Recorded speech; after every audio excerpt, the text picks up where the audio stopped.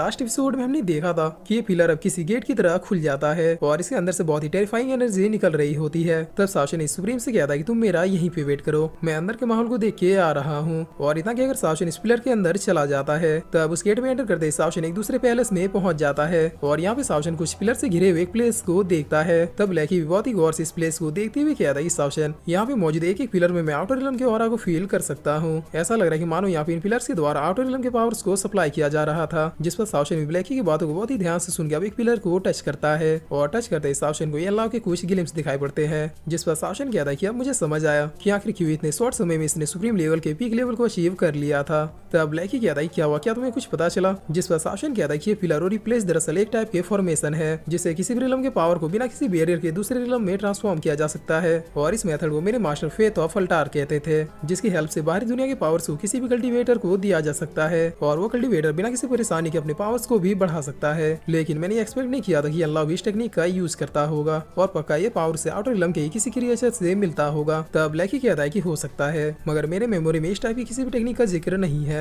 जिस पर शासन कहता है जाने दो, हमें बोला इससे अब क्या ही मतलब है। लेकिन चलो देखते हैं कि क्या इन पावर्स को हम लोग भी एब्जॉर्ब कर सकते हैं। और ये कहकर शासन इन पावर्स को एब्जॉर्ब करने की कोशिश करने लगता है, मगर इस काम में शासन फेल हो जाता है। तब शासन अब खड़े होते हुए कहता है कि ब्लैकी हम लोग इसे एब्जॉर्ब नहीं कर सकते। ये पावर दरअसल एक टाइप की पैरामोडियल पावर है जिसे सिर्फ देने वाला ही डिसाइड कर सकता है कि आखिर देना किसे है। जिस पर ब्लैकी कहता है शासन तुम अपने गॉड आई टेक्निक का यूज क्यों नहीं करते, क्या पता उससे कोई बात बन जाए। तब शासन कहता है कि हाँ मैं तो ये भूल ही गया था। और ये कहकर शासन अब अपने गॉड आई टेक्निक का यूज करता है और इसकी हेल्प से शासन इस पावर की ओरिजिन और इसके ओनर के बारे में पता लगाने लगता है, मगर काफी कोशिश करने के बावजूद शासन को इसके बारे में कुछ भी पता नहीं चलता है। तब शासन कहता है इन पावर्स को एब्जॉर्ब करने की जरूर कोई टेक्निक होगी, लेकिन अफसोस मेरे मास्टर ने इसके बारे में मुझे कुछ भी नहीं बताया था। जिस पर ब्लैकी पूछता है कि शासन क्या तुम एंशिएंट बॉडी टेम्परिंग मुद्रा से इस पावर को एब्जॉर्ब नहीं कर सकते, क्योंकि वो टेक्निक भी एंशिएंट टेक्निक्स में से एक है। तब शासन कहता है कि नहीं, एंशिएंट बॉडी टेम्परिंग मुद्रा ऐसे काम नहीं करता है, वो पूरी तरीके से दरअसल मेरे फिजिकल बॉडी के कल्टीवेशन पे डिपेंड है। जिस पर ब्लैकी कहता है कि अगर ऐसी बात है तो फिर चलो यहाँ से, मुझे नहीं लगता कि यहाँ की चीजों को घूरने से हमें कोई फायदा होने वाला है। तब शासन भी यस कहता है।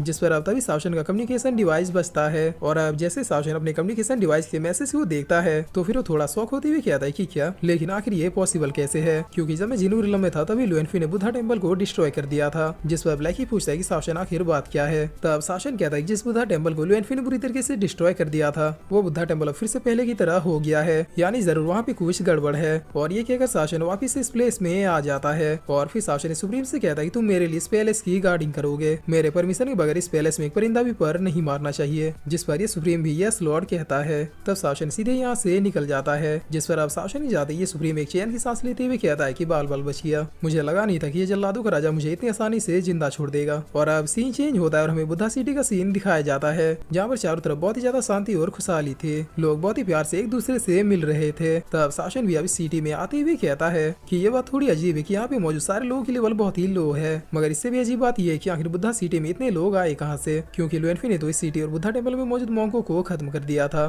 तो फिर अचानक से बुद्धा टेम्पल में इतने लोग कहाँ से प्रकट हो गए। और फिर शासन बहुत ही गौर से इन लोगों को देखते हुए कहता है कि अब मुझे समझ आया, ये सब दरअसल किसी पावरफुल पर्सन के द्वारा क्रिएट किया गया हुआ एक इल्यूजन है। जिस पर ब्लैकी कहता है कि क्या। तब शासन हंसते हुए कहता है कि बुद्धा टेम्पल में कोई तो है जो इतने स्ट्रॉन्ग इल्यूजन का यूज करके लुएनफी को अपनी ओर अट्रैक्ट करना चाहता है ताकि लुएनफी फिर से इस प्लेस में आए और तब लुएनफी से बुद्धा टेम्पल का रिवेंज लेगा। जिस पर अब चलते चलते शासन बुद्धा टेम्पल के मेन गेट पे आ जाता है, जहाँ पर ये मॉन्क शासन को बहुत रिस्पेक्टफुली कहता है कि आपका यहाँ पे स्वागत है, सब कुछ छोड़ के दुनिया के मोहमाया से दूर यहाँ पे आके एक मॉन्क बनाइए, वाकई में दुनिया का सबसे कठिन फैसला है। तब ये सुन के शासन बहुत ही फनी तरीके से कहता है कि मैं यहाँ पे कोई मॉन्क बनने नहीं आया हूँ। और फिर शासन इस मॉन्क से कहता है कि मैं आप लोगों के मास्टर से मिलना चाहता हूँ। जिस पर ये मॉन्क शासन को लेकर बुद्धा टेम्पल के अंदर आ जाता है और फिर एक गेट की ओर इशारा करते हुए कहता है कि हमारे मास्टर इसी कमरे में है। तब शासन अब सीधे इस कमरे का गेट खोलते हुए इसके अंदर आ जाता है, जहाँ पर बुद्धा टेम्पल के मास्टर अपने मेडिटेशन में डूबे हुए थे। जिस पर अब ये मास्टर कहता है कि तुम्हारे यहाँ पे स्वागत है, तुम्हारे बॉडी में एक बहुत ही हैवी मर्डरस ऑरा मौजूद है जो इस पूरे नाइन रिलम में और किसी के पास भी नहीं है, यानी पक्का तुम लुएनफी हो। तब शासन कहता है कि वर्ल्ड मैन आपने जो पहले कहा वो बिल्कुल सही है, लेकिन दूसरा वाला लाइन गलत है, मैं लुएनफी नहीं हूँ। जिस पर ये ओल्ड मॉन्क अब शासन की ओर मुड़ते हुए कहते हैं कि मेरी सेंस कभी भी धोखा नहीं खा सकती, इसीलिए बताओ कि आखिर तुम्हारा लुएनफी से क्या कनेक्शन है और क्यों तुम्हारा ऑरा बिल्कुल उसी की तरह मर्डरस है। तब इस ओल्ड मॉन्क को देखते हुए ब्लैकी कहता है कि शासन क्या तुम्हें कुछ याद आ रहा है, हम जब उन तीनों एंशिएंट सुप्रीम के खजाने को लेने के लिए गए थे तो फिर दूसरे हिस्से में जो कॉफिन पड़े थे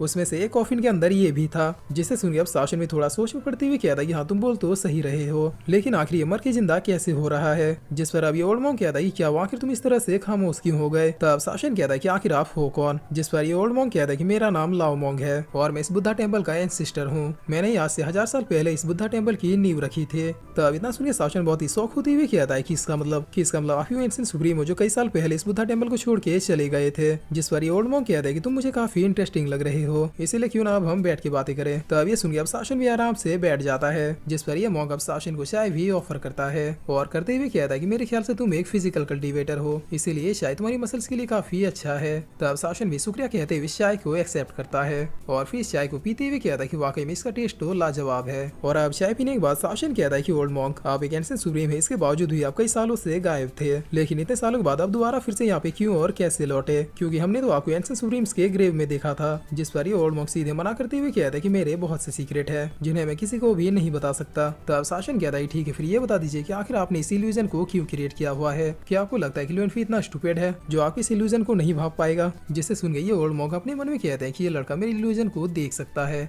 यानी ये लड़का कोई मामूली पर्सन नहीं है। तब शासन अब बहुत ही गुस्से में कहता है कि ओल्ड मॉन्क मैं आपको बस एक लास्ट चांस दे रहा हूँ, सीधे तरीके से बताइए कि आखिर आप करना क्या चाह रहे हैं? जिस पर ये ओल्ड मॉन्क भी अब गुस्से में आते हुए कहता है कि और अगर मैंने नहीं बताया तो? तब शासन अब अपने हाथों को रेडी करते हुए कहता है कि ओल्ड मैन मेरे पास सच लुभाने के और भी रास्ते हैं। और फिर इसी के साथ ये एपिसोड यहीं पे खत्म होता है।